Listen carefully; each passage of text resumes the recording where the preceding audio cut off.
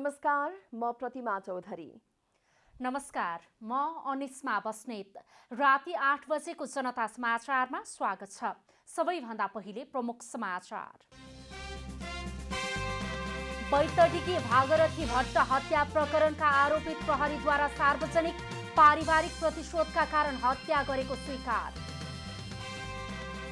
प्रतिनिधि सभा विघटनपछि मुलुकमा राजनीतिक अस्थिरता बढेको उपराष्ट्रपति पुनको भनाई। प्रेस जगतका समस्या सम्बोधन गर्न सरकारको ध्यानाकर्षण। काठमाडौँ तराई द्रुत मार्ग निर्माणकर्ता छनौट पारदर्शी भएको सेनाको दावी। सार्वजनिक खरिद ऐन अनुसार पूर्व योग्यता निर्धारण गरिएको चिठी। हिमालीका कारण अमेरिकामा कम्तीमा 30 जनाको मृत्यु। विद्युत र इन्टरनेट बन्द हुँदा जनजीवन प्रभावित।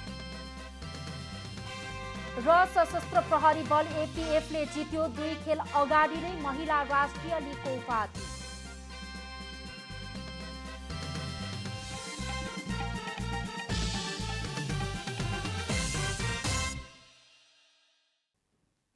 अब पुरा समाचार।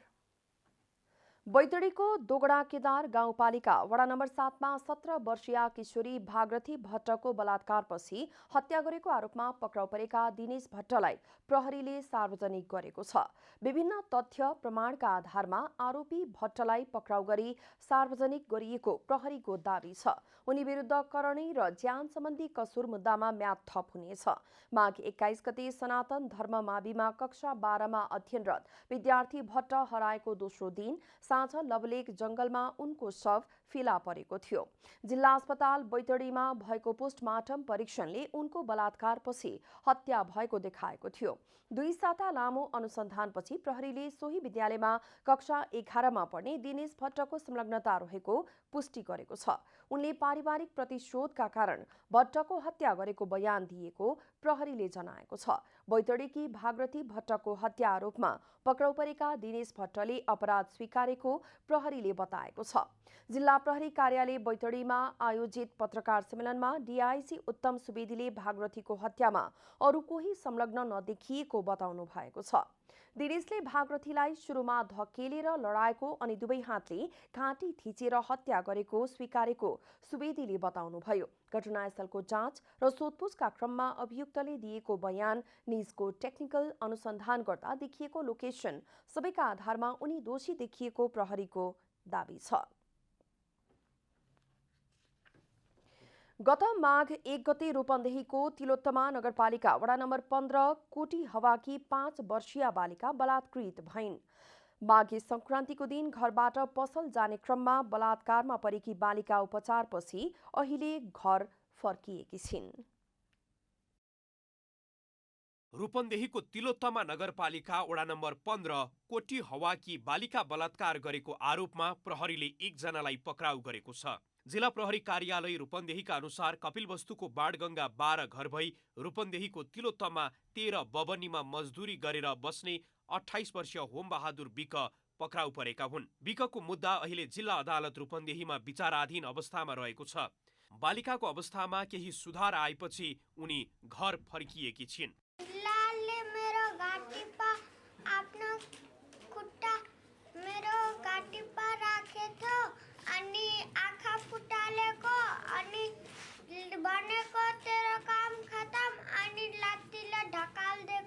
स्थानीयले घटना भएकै दिनदेखि हिरालाल मल्लाहको संरक्षणकै कारण बालिका माथि जघन्य अपराध हुन पुगेको दावी गर्दै आएका छन्। स्थानीयका अनुसार मल्लाहको घरमा काम गर्न बसेका होमबहादुर विक पहिलेदेखि नै महिला तथा बालिका माथि अभद्र व्यवहार गर्दै आएका थिए। दोषी हो भने उहाँलाई कारबाही हुनै पर्छ हैन।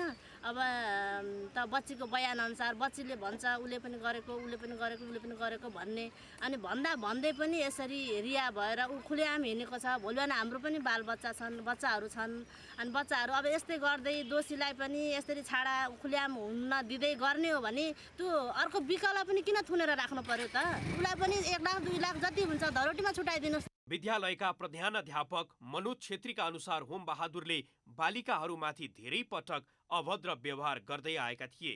अदालतले प्रहरी प्रशासनले यो पीडित बालिकाको लागि बोलिदिनेछ, उसलाई न्याय दिनेछ भन्ने म यो विद्यालय तर्फबाट आह्वान गर्न चाहन्छु, अपिल गर्न चाहन्छु र प्रशासन टिमलाई अनुरोध गर्न चाहन्छु, कृपया यो बालिकालाई तपाईँ हाम्रै छोरीको रूपमा हेरिदिनु होला र न्यायका लागि लडिदिनु होला। जिल्ला अदालत रूपन्देहीले केही दिन अघि हीरालाल मल्लाहलाई धरौटीमा छाडेको छ। स्थानीयले त्यसको विरोध जनाउँदै आएका छन्। हीरालाल मल्लाहले पहिलेदेखि नै गाउँलेहरूलाई पीडा दिँदै आएको स्थानीयको आरोप छ। रूपन्देहीबाट प्रतीक पौडेलको रिपोर्ट। प्रतिनिधि सभा विघटन सम्बन्धी मुद्दामा एमिकस क्युरीका रूपमा आज सर्वोच्च अदालतमा बहसका लागि उपस्थित वरिष्ठ अधिवक्ता सतीश कृष्ण खरेलले विघटनलाई असंवैधानिक भन्दै बहस गर्नुभएको छ। प्रधान न्यायाधीश सोलेन्द्र शमशेर राणा नेतृत्वको 5 सदस्यीय इजलास समक्ष खरेलले प्रणाली नै ध्वस्त हुन लागेको छ, एउटा कम्पन हामी पनि ल्याउँ भन्ने लागेको भए मात्र पौष 5 को संसद विघटन सदर गर्नुपर्ने तर्क राख्नुभयो। नेपालको वर्तमान संविधानले प्रधानमन्त्रीलाई कुनै विशेषाधिकार नदिएको जिकिर गर्दै खरेलले संविधानमा विशेषाधिकार सम्बन्धी 2 वटा धारा 103 र 187 ले कार्यपालिकालाई कुनै विशेषाधिकार नदिएको बताउनुभयो। बेलायत संसदीय व्यवस्थाको जननी हो, त्यहाँ विघटनको अधिकार छ भन्दैमा यहाँ लागू नहुने भन्दै वरिष्ठ अधिवक्ता खरेलले बेलायतमा संसदीय सर्वोच्चता र नेपालमा संवैधानिक सर्वोच्चता रहेको तर्फ इजलासको ध्यानाकर्षण गराउनुभयो। हुँदै नभएको अधिकार प्रयोग गर्दा अराजकता बढ्ने जिकिर गर्दै वरिष्ठ अधिवक्ता खरेलले माथिकाले सीमा नाग्यो भने तल भएकाहरूले पनि सीमा नाग्ने भएकाले विघटनलाई असंवैधानिक भनेर खारेज गर्नुपर्ने दावी गर्नुभयो। उपराष्ट्रपति नन्दबहादुर पुनले प्रतिनिधि सभा विघटनपछि मुलुक राजनीतिक अस्थिरतातर्फ धकेलिएको बताउनु भएको छ। नागरिकमा निराशा र आक्रोश छाउनु देशका लागि राम्रो संकेत नभएको उपराष्ट्रपति पुनको भनाइ छ। उपराष्ट्रपति नन्दबहादुर पुनले नेपाली जनताले निर्माण गरेको संविधान कार्यान्वयन चरणमा प्रहार भएको बताउनु भएको छ। नेपाल पत्रकार महासंघको 26औं महाधिवेशनको उद्घाटन गर्दै उपराष्ट्रपति पुनले प्रतिनिधि सभा विघटनपछि मुलुक राजनीतिक दुर्घटनातर्फ धकेलिएको बताउँदै नागरिकमा निराशा र आक्रोश छाउनु देशका लागि राम्रो संकेत नभएको बताउनु भएको छ। सरकारको कदमको पक्ष र विपक्षमा देशभर प्रदर्शन भइरहेको तर राजनीतिक दलहरू, पत्रकार महासंघ लगायतका नागरिक संघ संस्थाहरूले पनि सरकारको कदमको विरोध गरेको भन्दै उहाँले सरकारले नागरिकलाई शान्ति, समृद्धि र विकास दिनुपर्ने बताउनुभयो। उहाँले नागरिकप्रति जिम्मेवार भएर पत्रकारिता गर्न प्रेस जगतसँग आग्रह गर्नुभयो। उपराष्ट्रपति पुनले प्रेस जगतका समस्या सम्बोधन गर्न सरकारको ध्यानाकर्षण समेत गराउनुभयो। जनतामा निराशा आक्रोश छाउनु देशका लागि राम्रो संकेत होइन।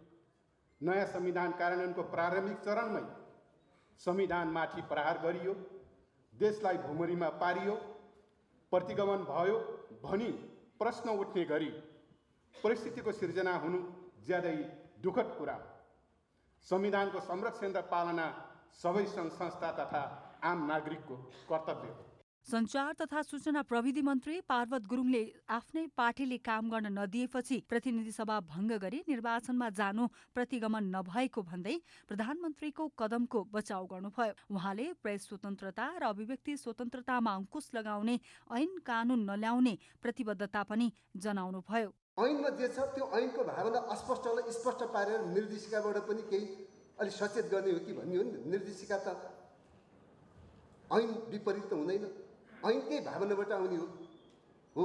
त्यो निर्देशिका अहिले आउनुभयो त त्यो ऐनको विरोध तपाईँले हिजो किन गर्नु भन्ने मेरो प्रश्न हो। अहिले आउने त निर्देशिकाको त ऐनको आधारमा आउने हो नि त निर्देशिका। त्यसैले अहिले जुन किसिमबाट यो बहस चलिरहेको छ यसबाट म अलिकति दुखित छु। कार्यक्रममा नेपाल पत्रकार महासंघले विभिन्न विधामा पत्रकारलाई सम्मान गरेको थियो। महासंघले नयाँ नेतृत्वका लागि 1 महिनाभित्र चुनाव पनि गर्नेछ। क्यामेरामा जयराज थपलियाका साथ कमला हमाल, काठमाडौँ। बागमती प्रदेश सभाको बैठक षड्यन्त्रपूर्वक स्थगित गरिएको भन्दै नेकपा आन्दोलनरत पक्षका सांसदहरूले प्रदेश सभा सचिवालयमा विरोध पत्र बुझाएका छन्। नेकपा आन्दोलनरत पक्षका संसदीय दलका नेता अष्टलक्ष्मी साकेको नेतृत्वमा आज 11 बजे प्रदेश सभा सचिवालय पुगेका सांसदहरूले उपसभामुख राधिका तामाङ मार्फत प्रदेश सभा सचिव कृष्ण हरि खड्कालाई विरोध पत्र बुझाएका हुन्। कहाँबाट परिचालित हुन्छ सभामुख। अनि यत्रो चाहिँ दलको हामी सबै दलहरू बसेर चाहिँ यसरी प्रतिपक्ष पनि बसेर छलफल गरिरहँदाखेरि हाम्रो कुरा सुनवाई नहुने, हाम्रो कुरालाई चाहिँ उहाँलाई कुनै प्रभाव नपर्ने, अनि कहाँबाट आएको सूचनाबाट चाहिँ कहाँबाट आएको निर्देशनबाट उहाँले चाहिँ सूचना तास गर्नु हो। हाम्रो आपत्ति त्यहाँनिर हो। अनि सूचना तास गर्नको लागि पनि यहाँको कार्यव्यवस्था छ, कार्यव्यवस्थाको बैठकसम्म पनि बढाउनु भयो। यसरी मिच्दै चाहिँ यसलाई चाहिँ हल्का बनाउने कामहरू गरेको छ। यो प्रदेशलाई चाहिँ औचित्यहीन हुने काम भइराखेको छ। यो चाहिँ यो असह्य कुरा हो। यसअघि माघ 19 गतेका लागि तय भएको बैठक सरकारको दबावमा अघिल्लो राति सूचना जारी गर्दै सभामुख सानु कुमार श्रेष्ठले फागुन 5 गतेसम्मका लागि स्थगित गर्नुभएको थियो। बागमती प्रदेश सभामा मुख्यमन्त्री डोरमणि पौडेल विरुद्ध अविश्वासको प्रस्ताव दर्ता भएको लामो समयपछि आज बस्ने भनिएको प्रदेश सभा बैठक स्थगित भएको हो। र बेलुका अबेरसम्म पनि छलफल गर्ने र के अरे सभामा टेबल भएको विषयहरूलाई ओपनली छलफल गर्ने, सबै मान्यजीहरूले चाहिँ बसेर छलफल गर्न पाउने, छलफल गरेर अगाडि बढ्ने, त्यसको कार्यविधि बनाउने भन्ने ठाउँसम्म पुगेर अनि मान्छे नहुँदै विषयमै सूचना पास गरेर अर्को सूचना नहुँदासम्मको लागि भन्नु यो घोर षड्यन्त्र छ। बिना कारणै बैठक स्थगित गरिएको छ र बैठक स्थगित गर्दाखेरि पनि कार्य परामर्श समितिको माननीय ज्यूहरूलाई राखेर छलफल गर्नुपर्ने हो र विपक्षी दलका दल प्रमुखहरूलाई राखेर छलफल गर्नुपर्ने हो र अविश्वासको प्रस्तावकर्तालाई राखेर प्रमुखलाई राखेर छलफल गर्नुपर्ने, यो गरिसके पछाडि बैठक राख्नुपर्ने हो। गत पुस 10 गते प्रदेश सभामा दर्ता भएको अविश्वासको प्रस्ताव माघ 9 गते टेबल भएको थियो। नेपाली कांग्रेसको केन्द्रीय कार्य समितिमा 2078 भदौमा 14औं महाधिवेशन गर्ने प्रस्ताव पेश भएको छ।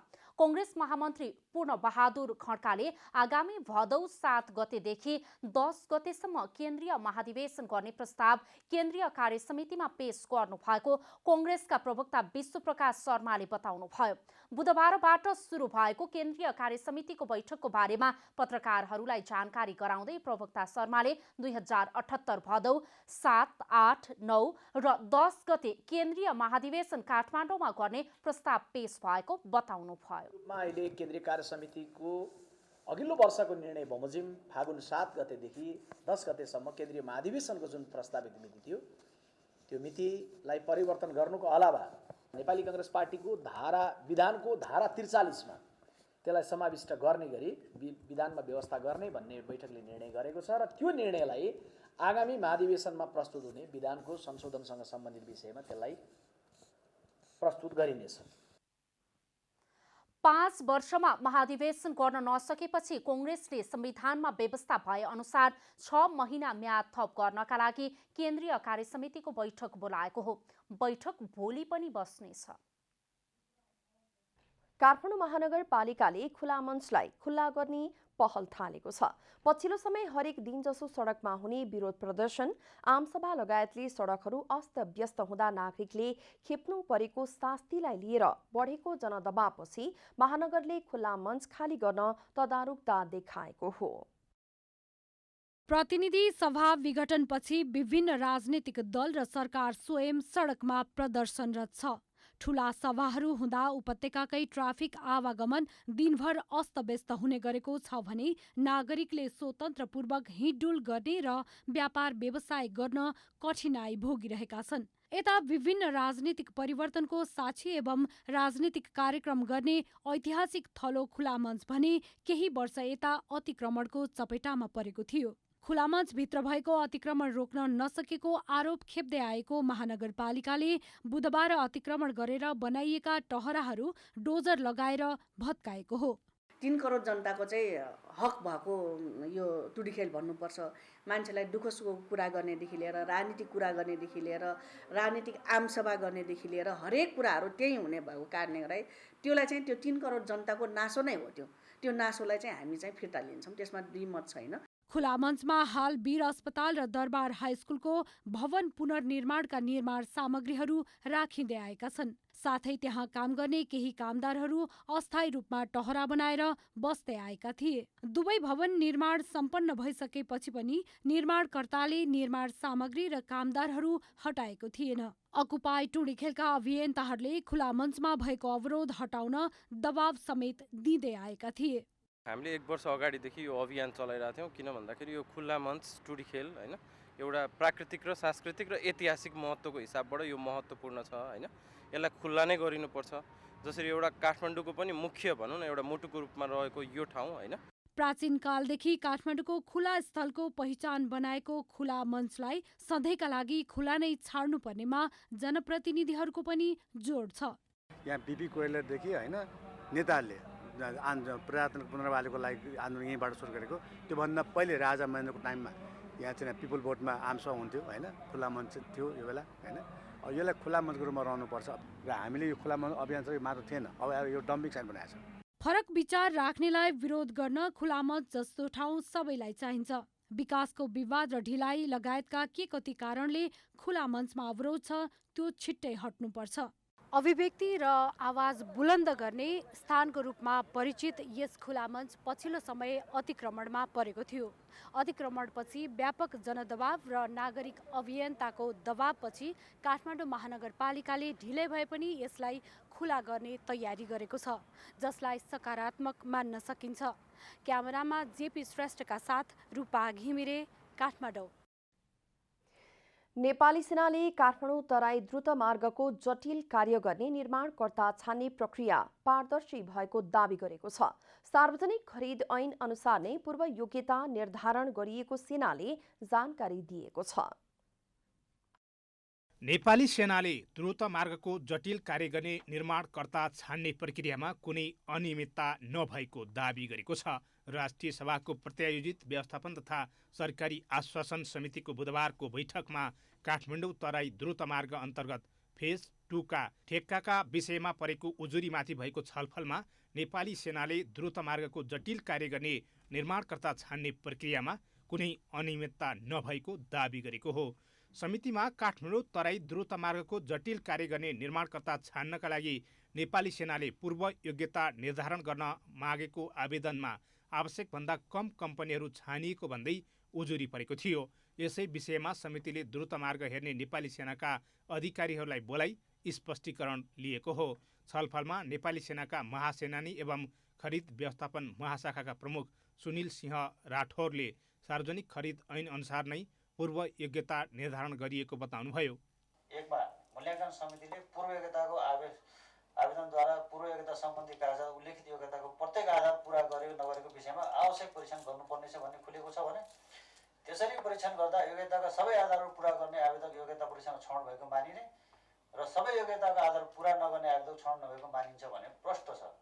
द्रुत मार्ग आयोजनाका प्रमुख विकास पोखरेलले काठमाडौँ तराई द्रुत मार्गमा जटिल किसिमको काम गर्नुपर्ने ठाउँहरूलाई 11वटा क्लस्टरमा विभाजन गरिएको बताउनुभयो, जसमध्ये 5 र 6 नम्बर क्लस्टर अति जटिल भएकाले निर्माणकर्ता छनौट गर्दा पूर्व योग्यता निर्धारण गर्नुपरेको उहाँको दाबी छ। 6.55 सुरुङ मार्ग छ।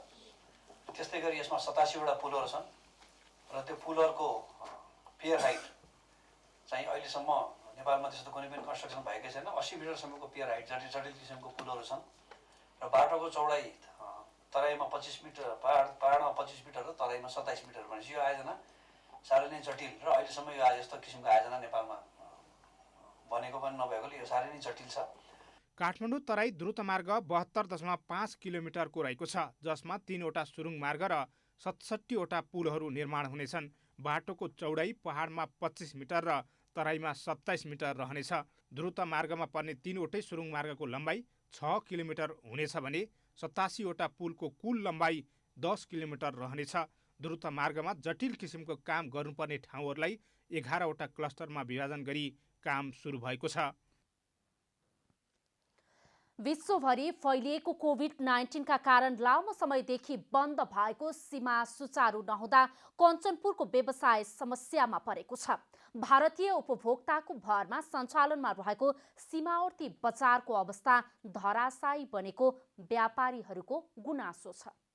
गत वर्ष चैत्र 11 गतेबाट विश्वव्यापी महामारीका रूपमा फैलिएको कोभिड-19 कारण भारतसँगको गड्डाचौकी नाका बन्द भएसँगै कञ्चनपुर लगायत सुदूरपश्चिमका मुख्य बजारको अवस्था दयनीय बन्दै गएको छ। कोरोना भाइरसको संक्रमणका डरले सरकारले गरेको निर्णयको समर्थन गर्दै लामो समयसम्म लकडाउनको मार झेलेका व्यवसायीहरू केही समयपछि जनजीवन सामान्य होला र व्यापार गरौँला भनेर प्रतीक्षामा थिए। तर लकडाउन खुले पनि सीमा नाका खुल्न नसक्दा व्यापारीलाई समस्या भएको हो। अब यो दोस्रो वर्ष लाग्दा पनि हामीलाई कता नेपाल सरकारले त्यो लकडाउन नखोलेपछि त्यो धार्मिक आस्थाले गर्दा व्यवसाय चाहिँ हामीबाट एकातिर हुन्छ भने कालान्तरसम्म हाम्रो धार्मिक एउटा आय स्रोतको जरिया पनि बाहिरिन्छ। त्यस कारणले गर्दाखेरि अब यो कोभिडको बेलामा जुन एउटा हामीले मान्नुपर्ने राज्यको नियमलाई मान्नुपर्ने पालना गरिसकेपछि जुन एउटा सहज परिस्थिति आइसक्यो खुल्ने सक्ने अवस्था चाहिँ देखेको छैन। त्यस कारणले हामी निजी क्षेत्र लगायत सम्पूर्ण उद्योगी व्यवसायको तर्फबाट अब राज्यले चाहिँ हाम्रो मागलाई चाहिँ मानिदिनुपर्छ, अन्यथा भने हामी फेरि प्रतिकारको रूपमा जानुपर्ने बाध्यता नहोस् भन्नेलाई म सम्पूर्ण राजनीतिज्यूहरूलाई राज्यलाई म अनुरोध गर्न चाहन्छु। लामो समयको बन्दका कारण होटल व्यवसायहरू पलायन हुँदै गएको र 1 वर्ष बित्न लाग्दा समेत गड्डाचौकी नाका नखुल्दा नाका सधैँका लागि बन्द हुने हो कि भन्ने चिन्ता व्यवसायीको छ। यो उद्योग एक प्रकारले एकदमै निरुत्साहित भएको अवस्था छ। हामीहरू चाहिँ निराश भएका छौँ र फेरि पनि यो कोभिड पछाडिको अवस्था अब आइसकेको अवस्थामा कोभिड नरहेको नै भन्नुपर्छ र अथवा उपायहरू आइसकेको, भ्याक्सिनेसन सुरु भइसकेको र सम्पूर्ण अन्य क्रियाकलापहरू गतिविधिहरू राजनीतिक गतिविधिहरू सुरु भइसकेको अवस्थामा पनि बोर्डर नखुलेको कारणले हाम्रो भविष्य के होला भन्ने अन्यल पनि सिर्जना भएको छ र त्यो कारणले गर्दा कोभिडका कारण बन्द भएको सीमा खोल्नुपर्ने भन्दै कञ्चनपुर उद्योग वाणिज्य सङ्घले पटक पटक प्रमुख जिल्ला अधिकारी समक्ष ज्ञापन पत्र समेत पेश गरेको छ। पहिले भन्दा नाकामा सहज भए पनि नाका खोल्ने सम्बन्धमा सरकारको निर्णय पर्खिनुपर्ने जिल्ला प्रशासन कार्यालय कञ्चनपुरले जनाएको छ।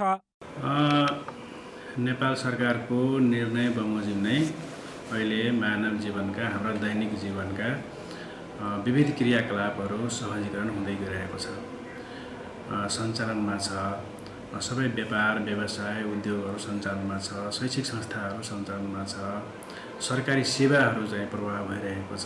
त्यसकारण धेरै सहजी तुलनात्मक रूपमा विगतको भन्दा धेरै सहजीकरण अहिले वर्तमानमा भएको छ।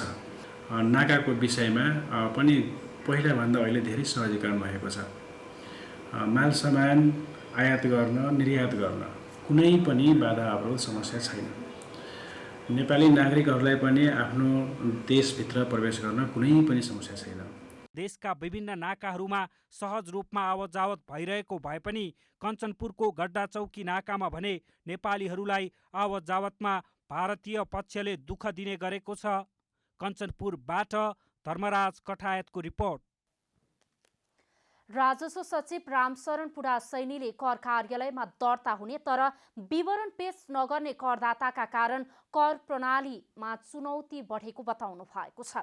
नेपाल चेम्बर अफ कमर्सले आयोजना गरेको कर प्रणालीमा भएका समसामयिक सुधार एवं आर्थिक ऐन 2077ले व्यवस्था गरेका छुट तथा सुविधा सम्बन्धी अन्तर्क्रिया कार्यक्रममा सचिव पुडासैनीले करको दायरामा आउने तर विवरण पेश नगर्ने करदाताका कारण कर प्रणालीमा चुनौती थपिएको बताउनु भयो। अहिले पनि करको दायरा भन्दा बाहिर रहेको संख्या ठूलो रहेको र दर्ता भएकाहरूले पनि विवरण पेश नगर्ने प्रवृत्ति रहेको बताउनु भयो।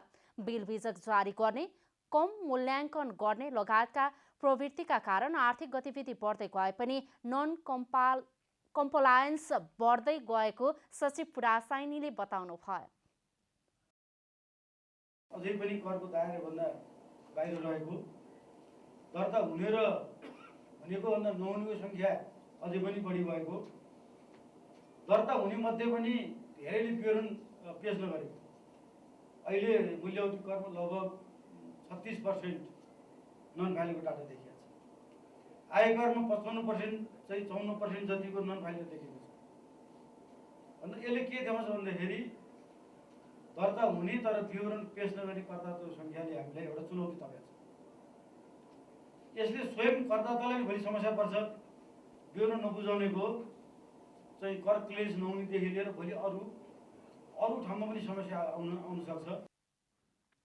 स्वच्छ कर प्रणालीको विकास गर्न करदाताको व्यवहारमा परिवर्तन हुनुपर्ने राजस्व सचिव पुरा सैनीको भनाइ छ। कार्यक्रममा नेपाल चेम्बर अफ कमर्सका अध्यक्ष राजेश काजी श्रेष्ठले मूल्य अभिवृद्धि कर र भन्सार दरलाई घटाउन माग गर्नुभयो। यस्तै भन्सार निर्धारण गर्दा वस्तुको कारोबार मूल्यमा निर्धारण गर्ने व्यवस्था गर्न समेत माग गर्नुभयो। सरकारले व्यवसायी मैत्री करका दरहरूको निर्धारण गरेमा विवरण नबुझाउने समस्या आफै कम भएर जाने अध्यक्ष श्रेष्ठको भनाइ छ। एउटा यो भ्याटको दरबन्दी घटाउनु पर्ने, अर्को भन्सारको दरबन्दी गर्न राजस्व सचिव भएकोले रिलेटेड नहुन्। जबसम्म यो हामी जहिले पनि भनिरहेका छौँ भन्सारको दरबन्दी 30 लाई सिलिङ गरिरहेको थियो, 2 वर्ष अगाडि कि 1 वर्ष त्यसलाई 40 पुर्याइदियो। हाम्रो सबै सिद्धान्त अनुसारको भन्सारको दरबन्दी सबै 0 गर्दै जाने, भ्याटले सबै खालि भन्सारको सहजीकरण मात्रै गर्ने भनेको थियो। त्यसकारणले यो हाम्रो दरबन्दी म्याक्सिमम 25 गर्नु पर्यो, उद्योगको र मेटेरियल त्यसलाई 0 to 5 गर्नु पर्यो र हाम्रो कारोबार मूल्य गरिदिनु पर्यो। कार्यक्रममा करका दरहरू निर्धारण हुँदा अन्तर्राष्ट्रिय प्रचलनलाई समेत ध्यान दिनुपर्नेमा व्यवसायीहरूले जोड दिएका छन्। अब आर्थिक समाचार।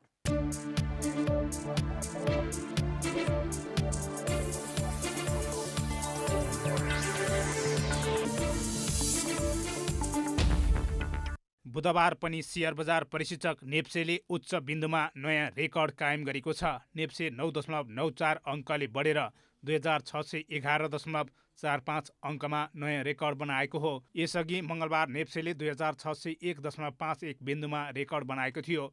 बजारमा क वर्गका परिसूचकको मापन गर्ने सेन्सिटिभ इन्डेक्स 1.47 अङ्कले बढेर 475 अङ्कमा पुगेको छ।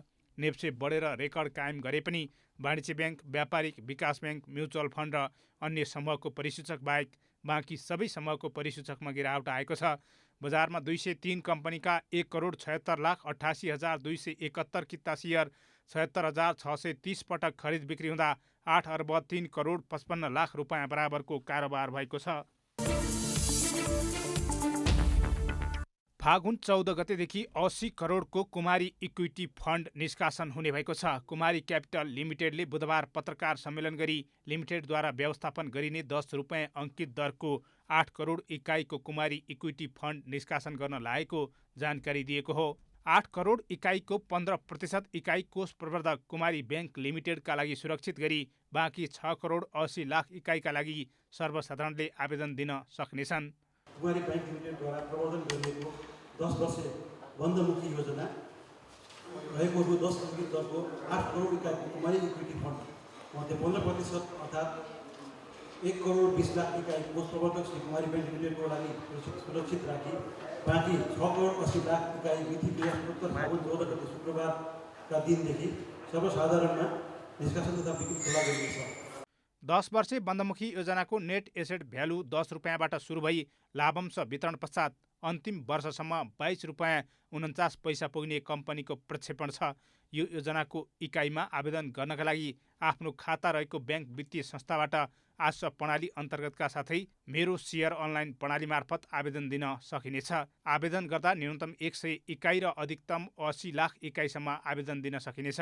इकाइमा आवेदन दिन चाहने सर्वसाधारणले फागुन 28 गतेसम्ममा आवेदन दिइसक्नुपर्नेछ।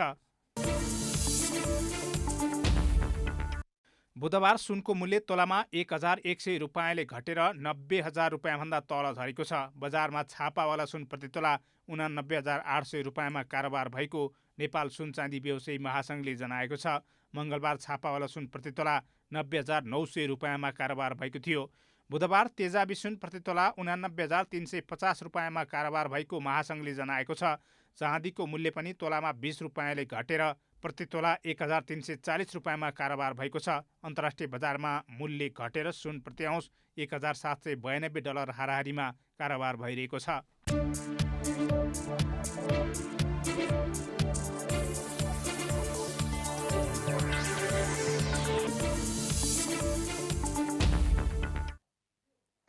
अब खेलकुद समाचार।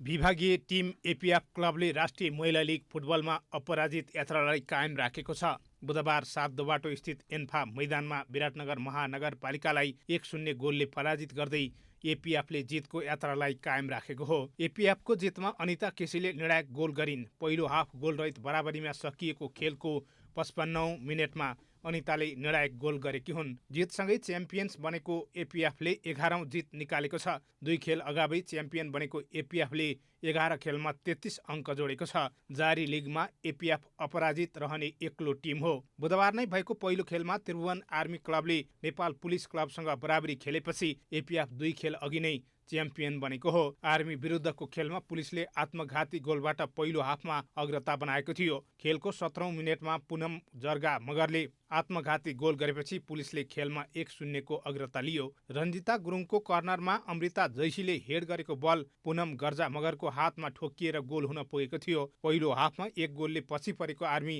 दोस्रो हाफमा बराबरी गर्न सफल भयो। खेलको 55औं मिनेटमा आर्मीका लागि रश्मि घिसिङले गोल गर्दै खेल बराबरीको अवस्थामा ल्याइन्। दोस्रो स्थानको आर्मीले 11 खेलमा 26 अङ्क जोडेको छ। विराटनगर 16 अङ्कसहित तेस्रो स्थानमा रहेको छ। लिगमा चौथो स्थानको पुलिसको 15 अङ्क छ। अब लिगको अन्तिम खेलमा एपिएफले त्रिभुवन आर्मीसँग प्रतिस्पर्धा गर्नेछ। बुधबार र फागुन 7 गतेको खेल एपिएफका लागि मात्र प्रतिष्ठाको हुनेछ।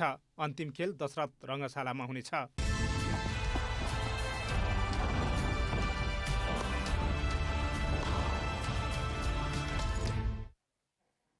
अब मौसम समाचार।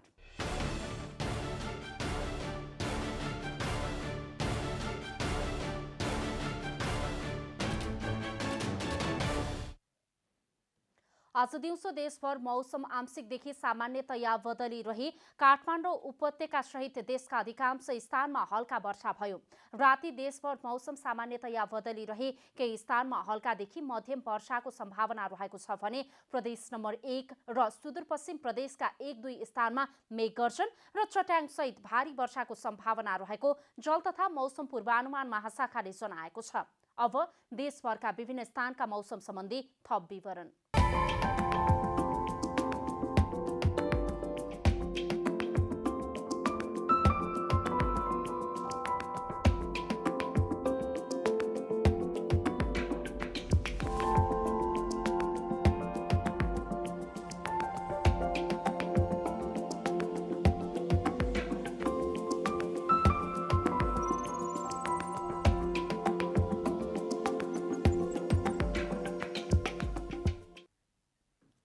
अन्त्यमा आजको डायरी। बैतडीको दोगडा केदार गाउँपालिका वडा नम्बर 7 मा 17 वर्षीय किशोरी भागरथी भट्टको बलात्कारपछि हत्या गरेको आरोपमा पक्राउ परेका दिनेश भट्टलाई प्रहरीले सार्वजनिक गरेको छ। विभिन्न तथ्य प्रमाणका आधारमा आरोपी भट्टलाई पक्राउ गरी सार्वजनिक गरिएको प्रहरीको दाबी छ। उनी विरुद्ध करणी र ज्यान सम्बन्धी कसुर मुद्दामा म्याद थप हुनेछ। प्रतिनिधि सभा विघटन सम्बन्धी मुद्दामा एमिकस क्युरीका रूपमा आज सर्वोच्च अदालतमा बहसका लागि उपस्थित वरिष्ठ अधिवक्ता सतीश कृष्ण खरेलले विघटनलाई असंवैधानिक भन्दै बहस गर्नुभएको छ। नेपालको वर्तमान संविधानले प्रधानमन्त्रीलाई कुनै विशेषाधिकार नदिएको जिकिर गर्दै खरेलले संविधानमा विशेषाधिकार सम्बन्धी 2 वटा धारा 103 र 187 ले कार्यपालिकालाई कुनै विशेषाधिकार नदिएको बताउनुभयो। बागमती प्रदेश सभाको बैठक षड्यन्त्रपूर्वक स्थगित गरिएको भन्दै नेकपा आन्दोलनरत पक्षका सांसदहरूले प्रदेशसभा सचिवालयमा विरोध पत्र बुझाएका छन्। नेकपा आन्दोलनरत पक्षका संसदीय दलका नेता अष्टलक्ष्मी शाक्यको नेतृत्वमा प्रदेशसभा सचिवालय पुगेका सांसदहरूले उपसभामुख राधिका तामाङ मार्फत प्रदेशसभा सचिव कृष्णहरि खड्कालाई विरोध पत्र बुझाएका हुन्। अमेरिकामा केही दिनदेखिको हिम आँधीमा परेर कम्तीमा 23 जनाको मृत्यु भएको छ। अमेरिकाको टेक्सास, लुसियाना, केन्टुकी लगायतका राज्यमा आएको हिम आँधीका कारण 23 जनाको मृत्यु भएको अमेरिकन सञ्चार माध्यम न्युयोर्क टाइम्सले जनाएको छ। हिमादीका कारण अमेरिकाकै जनजीवन प्रभावित भएको छ। बिजुली र इन्टरनेट पनि बन्द भएको छ। विभागीय टिम एपीएफ क्लबले राष्ट्रिय महिला लीग फुटबलमा अपराजित यात्रालाई कायम राखेको छ। 2 खेल अगावै च्याम्पियन बनेको एपीएफले 11 खेलमा 33 अङ्क जोडेको छ। जारी लिगमा एपीएफ अपराजित रहने एक्लो टिम हो। अब लिगको अन्तिम खेलमा एपीएफले त्रिभुवन आर्मीसँग प्रतिस्पर्धा गर्नेछ। फागुन 7 गतेको खेल एपीएफका लागि मात्र प्रतिष्ठाको हुनेछ।